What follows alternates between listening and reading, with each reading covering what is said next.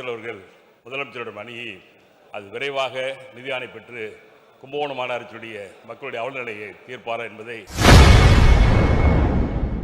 இன்று சட்டசபையில் பேசிய கும்பகோணம் திமுக எம்எல்ஏ அன்பழகன் தனது தொகுதியில் குடிநீரும் சாக்கடை நீரும் கலந்து வருவதால் பொதுமக்கள் அவதிப்படுவதாகவும் உடனடியாக பாதாள சாக்கடை திட்டத்தை செயல்படுத்தி கும்பகோணத்தின் அவநிலையை சரி செய்ய வேண்டும் என ஆவேசமாக தெரிவித்துள்ளார். மாநகராட்சியில் 1967ஆம் ஆண்டு ஆரம்பிக்கப்பட்ட பாதாள சாக்கடை 60 ஆண்டுகளுக்கு பிறகு பழுதடைந்திருக்கிற இந்த சூழ்நிலையில் இன்றைக்கு கும்பகோணம் மாநகராட்சி கொஞ்சம் வார்டுகள் விஸ்தரிக்கப்பட்டு தாராசுரம் சேர்க்கப்பட்டதுக்கு பிறகு பல இடங்களில் சாலைகளில் அந்த சாக்கடை நீரும் குடிநீர் நீரும் கடந்து செல்கிற அவல நிலை இருக்கிறது. மாண்பிற்கனிய அமைச்சரிடம் 58 கோடி ரூபாய்க்கு புதிதாக பாதாள சாக்கடை அமைப்பதற்காகவும் விசாரணை சரி செய்வதற்காகவும் ஒரு மதிப்பீடு அனுப்பப்பட்டிருக்கிறது. மாண்புமிகு அமைச்சர் அவர்கள் முதலமைச்சரிடம் அணுகி அது விரைவாக நிதி ஆணை பெற்று கும்பகோணம் மாநகராட்சியுடைய மக்களுடைய அவலநிலையை தீர்ப்பாரா என்பதை தாங்கள் வாயிலாக அறிய விரும்புகிறேன். மாண்புமிகு அமைச்சர்.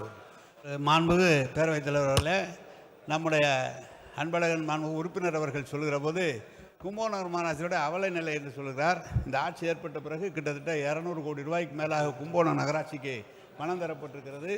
அவருடைய வாய்க்காலை சரி செய்வதற்காக அது கூட திட்ட மதிப்பீடு செய்யப்பட்டிருக்கிறது.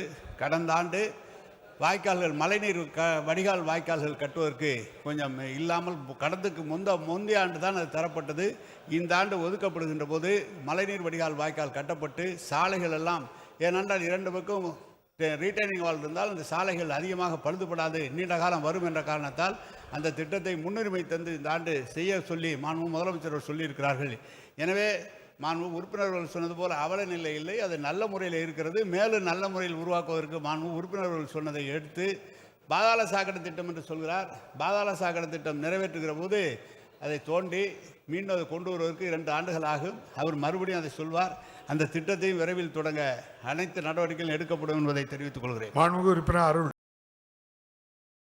செய்திகளை உள்ளது உள்ளபடி தெரிந்து கொள்ள ரெஃப்ளெக்ட் நியூஸை சப்ஸ்கிரைப் பண்ணுங்க.